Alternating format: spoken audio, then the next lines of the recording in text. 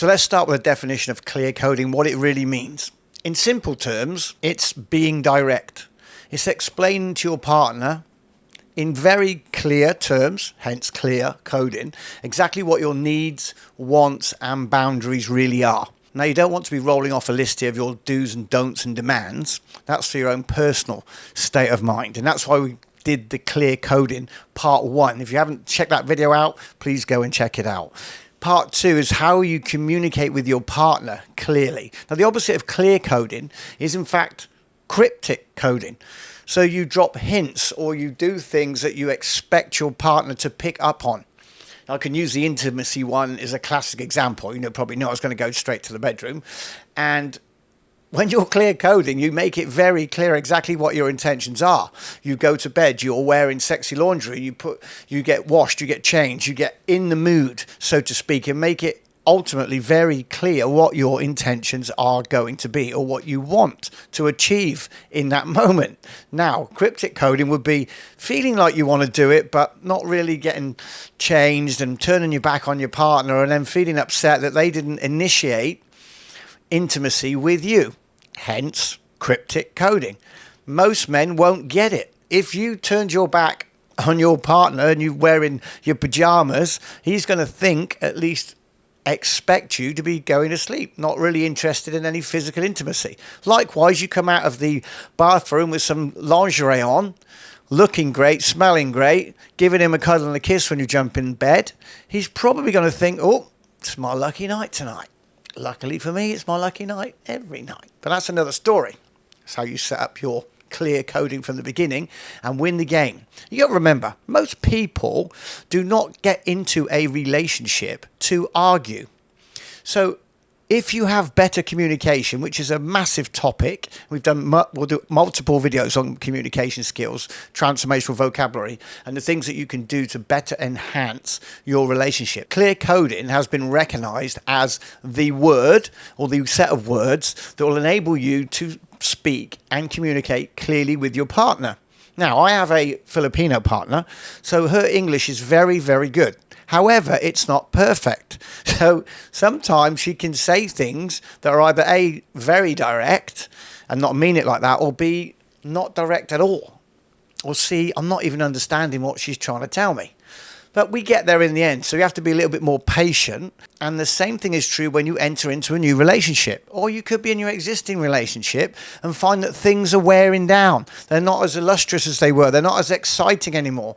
9 times out of 10 is simply because you're not communicating your wants, needs, desires and boundaries to your partner clearly. Men are pretty simple animals. Number one, we're all disabled because we've got junior man, the little head that normally controls the bigger head, and he can be easily distracted. So he's not necessarily a great listener. There are some men who do listen greatly. For most part, men want 3 basic things. They want to be fed, they want intimacy, and they want to feel appreciated. In whatever way you do that, actually giving them food, as basic as it is, and intimacy, you are actually fulfilling a lot of their needs. Probably all of them for most part. Now, how do we understand clear coding? And how do I give you some examples of clear coding and cryptic coding and the differences between them both and how it can affect your relationship? By using clear coding appropriately, you can potentially avoid arguments. Because when you communicate clearly, there's no misunderstanding of what your expectations really are. I'll give you some examples.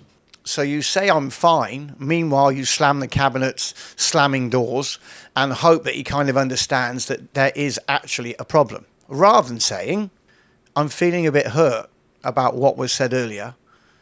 Let's sit down and talk about it. You can see there's a massive difference between those two things, both of which can get you 2 different outcomes. And if you really want to resolve an argument or you're not happy about something, the best thing to do is to confront it. Here's another cryptic coding example, what you shouldn't do.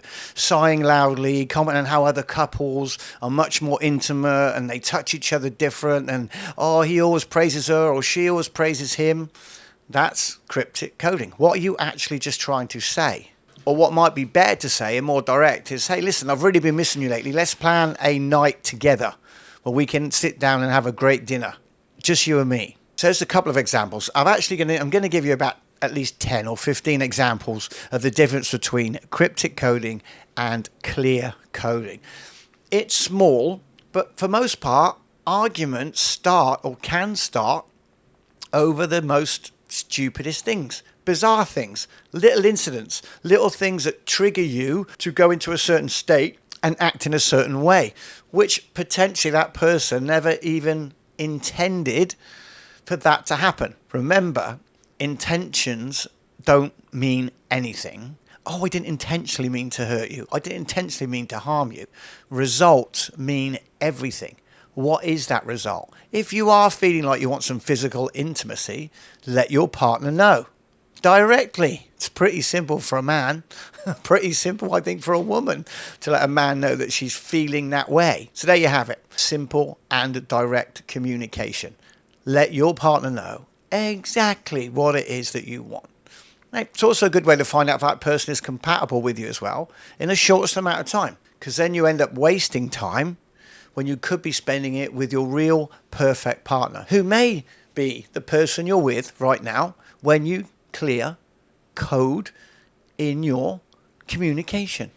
That's all from me. We'll see you on the very next video. By the way, if you like this one and you didn't see part 1, check it out over there.